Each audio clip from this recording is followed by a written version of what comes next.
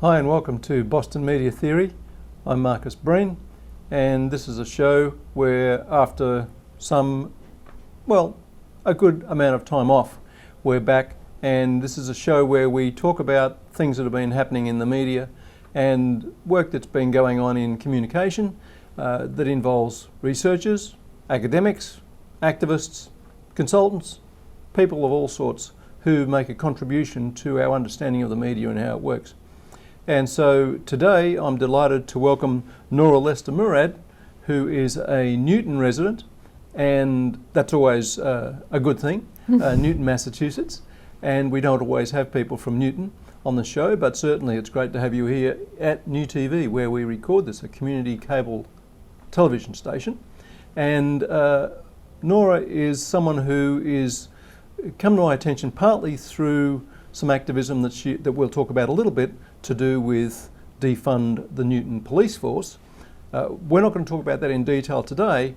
What I want to talk to Nora about more specifically in relation to Boston Media Theory is intercultural communication and the kind of challenges associated with intercultural communication and how that connects with activism, which is something of a long shot. But here's the thing about Nora, and that is that she's worked for a long time in and around Palestine, and in that struggle for Palestinian dignity, for Palestinian rights and for a homeland. So Nora, welcome to Boston Media Theory. Thank you.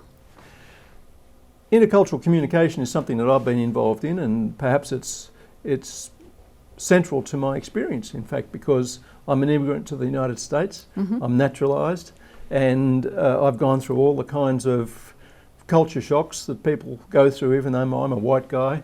I'm a kind of educated, privileged white guy. It doesn't help.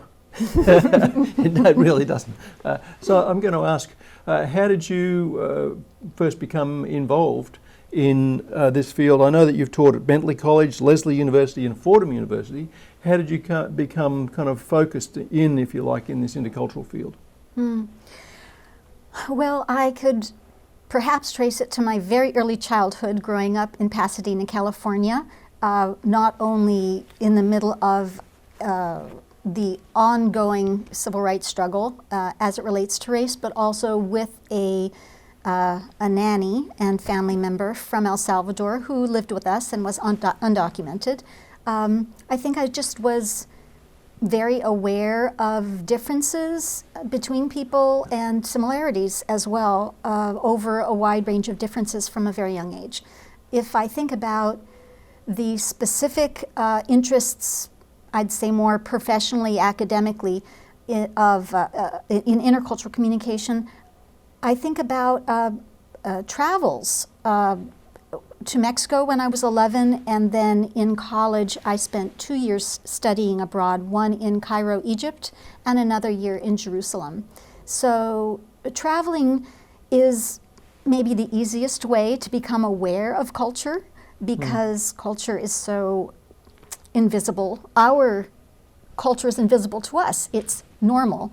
And then when you encounter that difference and realize that, oh, here's a difference, and you become also aware that not only do they have a culture, but I also have a culture. So perhaps I think it was both through my upbringing and through travel that I became aware of cultural differences and interested in cultural differences.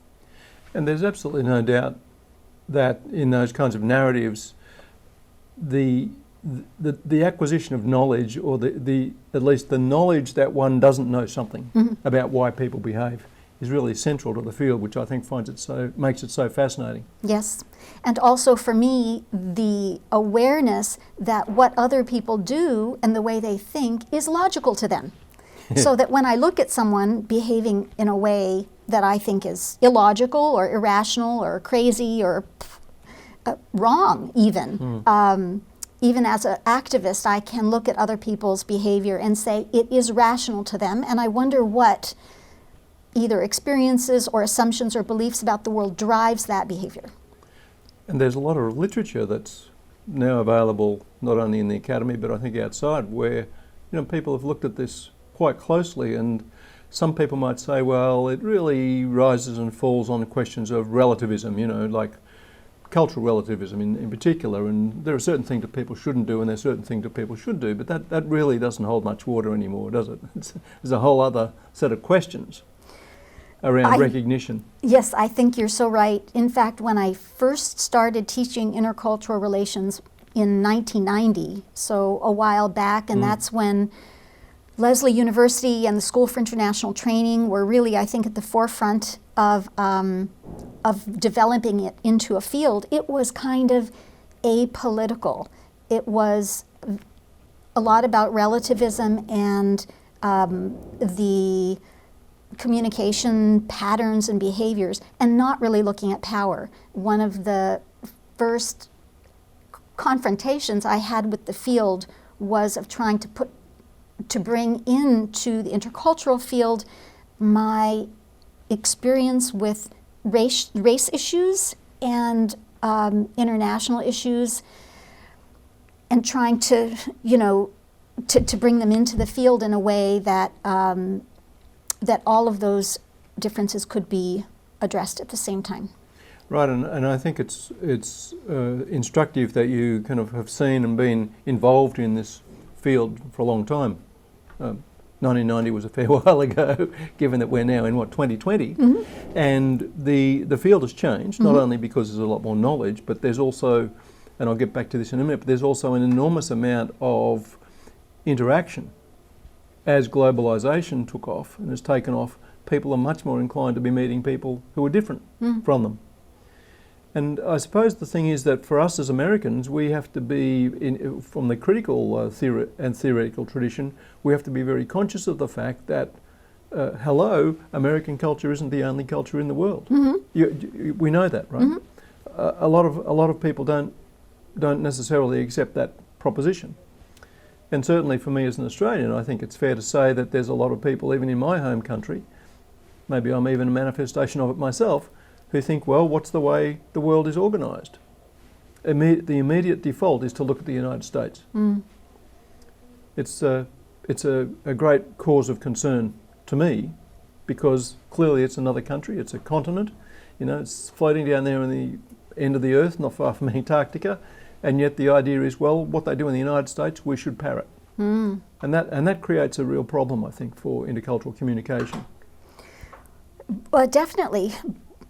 But also, I think that the Black Lives Matter movement can bring a different lens on that, even though many people think of it in its domestic U.S. context. I think it has dramatic implications for rethinking the role of the United States in the world. Right. And I'm glad you mentioned Black Lives Matter, because you're certainly correct to make the point, it seems to me, that within the United States, within the continental borders of the United States, there's an enormous need to diversify, simply diversify what already exists, which is the different cultures, the different ways of living that really should be freely available to people. And we're approaching the 2020 election, and perhaps more so than any time in recent history, there's a real sort of challenge about white supremacist or white culture is no longer the norm. But there are many people who would say it should be. Presents a challenge. Yes, but that's the whole thing about culture, is that it is what should be. And it's just obvious to people that that's the way it should be. They don't even think about necessarily why. I recently had this conversation with my students. I teach at Fordham University. I have insisted that they not call me professor, and it is really, really hard for them. It's hard because it's a norm that is connected to the idea of respect, and they don't want to disrespect me. It's very hard for them not to call me professor. But the reason why I insist that they don't call me professor is that I was able to obtain a PhD because of certain privileges that were available to me because I could pay for them. Not because I was smarter, or more deserving than someone who could not pay for them. But I was able to go through the hurdles of the master's degree and then the PhD, and then I get to be called professor. So part of resisting or rejecting white supremacist culture is trying to bring that to all of our awareness, and when possible to work against it in these small ways. In these small ways, indeed. And this is a highly structured society, the United States. And for people who've travelled outside of it, sometimes, perhaps mostly people who travel to Australia find the sort of fluidity of the structure there very different to the US structure. So it goes to the study of ideology, really, doesn't it? The sort of values that determined what people unconsciously do and how they unconsciously think. And of course this has to do with race, it has to do with power, as you said, and it has to do with just an understanding of culture or the way people live, and upsetting that, I suspect. So let's talk. I wanted to note just on that kind of theme, and I have to change my reading glasses here. This week I read a journal article by Kwok Ying Lau. I don't know if you've heard of this person. It's called Wither Intercultural Philosophy Toward a New Cultural Flesh, and it was really fascinating, partly a sort of response to a couple of papers that have been produced in his work and then in response to his or their work. And Kwok Ying Lau makes the point that there's a reconstruction of communication taking place, and it's due to globalization and cultural interactions, and that this is generating a hybridization. And what's happening, and what's impossible to avoid, is that, for example, in the cases that Kwok Ying Lau used, it's impossible to avoid the emergence, for example, of Chinese philosophy and Chinese ideas, which he makes the point is a non-violent philosophy, right? Doesn't embody violence in the way it thinks through social relations. And I thought, wow, that's really, instructive in terms of the way that we in the United States are overburdened with violence.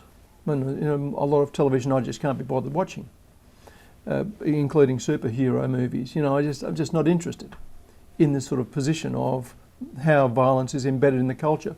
Intercultural communication is helping to come to terms with the fact that there are completely other ways of living and seeing the world.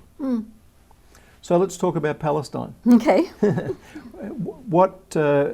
does intercultural communication connect with your work there?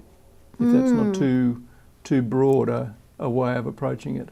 Wow, that's a hard question. I can most easily answer from a personal experience point of view, which is I married into a Palestinian family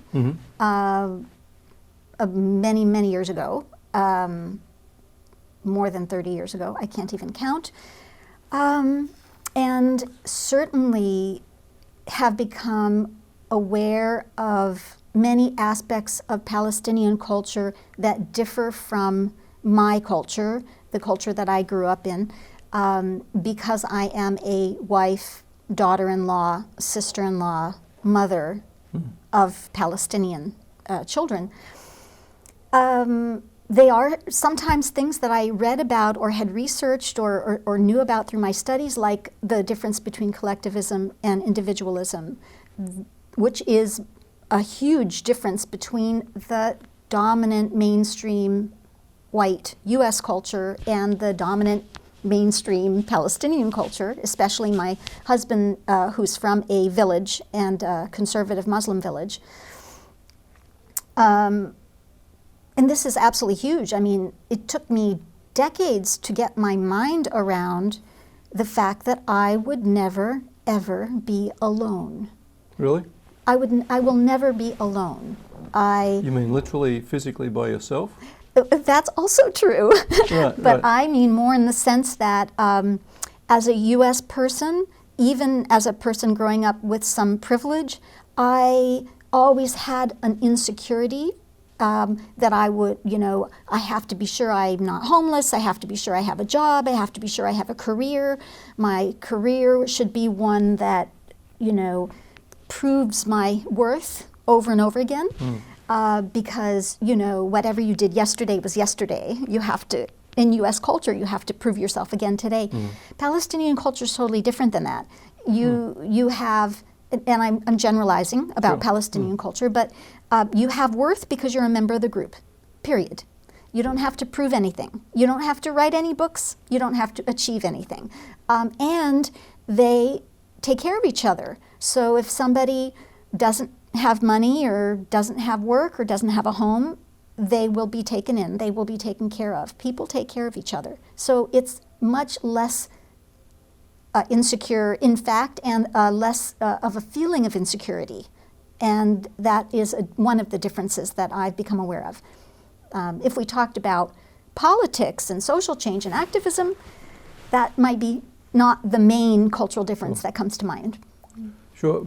So, I don't know where to start. That's extraordinary and wonderful. Thank you for sharing that. And I suspect that this is the kind of deep experience that one can only have when one, sad to say, is not merely a tourist, right? Where one is embedded in the culture, and as you suggested, maybe navigating as an outsider but becoming an insider, as we recognise. Which is why I wrote a book about it. Right, so can you show us the book? Sure. Which book did you write about? This is my most recent book. I found myself in Palestine. I actually edited it. It has 23, I think, different stories by non-Palestinians who are deeply embedded in the Palestinian community. So I always think of myself, and I think the writers in here do too, as members of the Palestinian community, even though we're not Palestinian, just like you're a member of the U.S. community, even though you're not originally from the U.S. So these people have a wide range of experiences, some being married into Palestinian families, some just working for decades in relation to Palestine and are deeply connected and have really fascinating insights into the culture and the politics of Palestine, but more importantly, this book is about how Palestine has affected us. Not how we have affected Palestine, but how we've been changed by our long relationship with Palestine and with Palestinians. Right, well there's quite a lot of work on this idea of the different steps towards assimilation and to belonging, isn't there? And I'll be fascinated to read the book. I'm sorry I haven't read it before this show, but I should read it and understand more of this, because clearly the questions of Palestine have a huge impact on US politics. And how does that feel? I mean, as an activist and someone who's married to a Palestinian within the Palestinian community, how does it feel to be in this country with so much opposition expressed to Palestinian people and to their cause, to their interests, to the need for their own homeland? Well, certainly things have changed in over the decades. I mean, I remember when the PLO, the Palestine Liberation Organization, was illegal. Now there's a representative office of the Palestinian Authority in the United States. So things have changed. I think people have become more understanding of and aware of the humanity of Palestinians, but there's still a block, and the block is around two things, I think. One is people perceive Palestine, Israel as a conflict. I don't. Really? A conflict is between two sides. What's happening in Palestine in relation to Israel is an occupation and a dispossession. It's structural inequality. So to take the most perhaps extreme and familiar example of structural inequality, say slavery. You would never think of slave owners and slaves as two sides of a conflict. You would never expect them to engage in a peace process. And if you did, you wouldn't expect slavery to continue during the peace process. So I'm not saying Palestinians are slaves in Israel at all, but I am saying that it's a matter of structural inequality. It's not a conflict between two sides. Beyond that, I think the major block in the United States discourse is that there is a conflation and a confusion that leads people to think that criticism of Israel is anti-Jewish or anti-Semitic. And this brings very good people to hold back their support for Palestinians because they're concerned that it will be bad for Jews. This is a problem. Yes, absolutely a problem, and it's one that's of considerable interest to us in media. Maybe not enough people in media, but it's of considerable interest because it really rises to the level of Chomsky and Herman's propaganda model, you know, where there's really just a sense in which there are certain things that are off the table as far as US media coverage is concerned. And one of them would arguably be sympathetic coverage of the complexity of the Palestinian situation and a longer standing critique of Israel or the Zionist movement within Israel. And so there's an enormous amount of a lack of education. Yes. Yes, so that's something that I care a lot about and am trying to be as public and outspoken as I can be to encourage people to recognize that supporting Israel blindly is not good for Jews. It's not good for anybody. And that criticizing Israel is not any more anti-Jewish than criticizing the US government is anti-American. I would go even further and say that I think Zionism is bad for Jews. I think Zionism is bad for everyone. It's a militarized settler colonial enterprise that is not liberatory either for Jews, for Israelis, for Palestinians, or for anybody. And as I think the world has tried to move beyond colonialism, we need to apply the same analytical and moral standards to Israel that we would to anybody else. Great, and it reminds me of a book that a friend of mine at NYU wrote, or published last year, came out on Verso. His name is Andrew Ross, and it's called The Palestinians Who Built Israel. And it's about Palestinian stone workers or stone masons and how they still are the experts in producing beautiful stone buildings, not only in Palestine but in Israel. And he's also a kind of critic, if you like, of international and global labour practices. And so part of his work is looking at the way that Palestinian people have been, consistently exploited and overlooked, and yet they're central to, for example, a source of cheap labour in Israel, for example. These are the sorts of questions that you would say, well, how do we get here from intercultural communication? But that's the thing about culture, isn't it? Yeah. It's really this sort of wonderful dynamism within an organism of human life and civilization.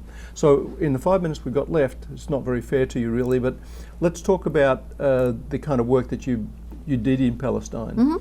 One piece in particular was the Aid Watch Palestine, which is an organisation you're involved with, but also philanthropies in Palestine and support of Palestinian people. Do you want to, maybe we could start with Aid Watch Palestine and get a sense of where that connects with philanthropy? Sure. Well, the biggest chunk of time that I spent in Palestine was the 13 years between 2004 and 2017, I guess, when we raised our children bilingually and biculturally in Palestine. My husband was working for the United Nations, and I kind of fell into a work not dissimilar from what I had done in the United States, working with community organizations, and found the impact of the dependence on international aid to be so distorting and so dehumanizing and undignified. This could be a very long discussion. I won't make it a long discussion except to say... We've only got 4 minutes left. Except to say that I always thought that when you give money to a good cause, an international cause, that good things come out of it. It turns out it's more complicated than that. So Aid Watch Palestine was an organization an initiative that I founded with others to help Palestinians be more aware of the ways that aid both help and hurt, and to take more initiative over the rejecting certain kinds of aid that are problematic and shaping their own aid and development agenda. Okay, and I suppose the question of dependency comes up, doesn't it? Mm-hmm. You know, how does one evaluate the way that many people in the West, I suppose, think of Palestinians as always just waiting for some handout, as opposed to having an independent economy and political economy of their own. Right. Yeah, very complicated stuff. Yes and no, No? but certainly Yeah. more complicated than 1 or 2 minutes. Yeah, that's right. That's right. So the other point is, you know, what do you think is the value of understanding, of a greater understanding of the Palestinian situation, and how might that feed back into this field of intercultural communication? That's not too much of a stretch. Oh, there's so much benefit to better understanding the situation in Palestine and Israel. One is that there could be a just peace that would benefit the people in Israel. It would potentially benefit Jews outside of Israel, would certainly benefit Palestinians who are citizens of Israel, those who are under Israeli occupation, refugees, and others in the diaspora. I mean, peace with justice would be an amazing and an important accomplishment for everybody. Beyond that, there's a huge amount of money being wasted on the militarization of the whole Middle East that points back to this, as I said, conflict between Israel and Palestinians that could be better spent. That's why we need to defund the military and to reinvest those resources in life-affirming institutions and services, and why we as U.S. taxpayers are sending $4 billion plus a year to Israel while it is committing these human rights violations, when meanwhile we have human rights needs for housing, for health care, for education here in the United States that are underfunded. Yeah, there really is a remarkable kind of confluence, isn't there, of really extraordinary misappropriations. Yes, of we public are globally resources. connected. We are globally connected. So the more we're aware of that, the more we can react responsibly to it. Wonderful, and I think that's a good place to finish up on a high note of what we can achieve. So Nora, thank you very much. Thank you. For your contribution. And that's all from me and from Boston Media Theory for today. Until next time, keep on mediating, and I'll see you then. Bye.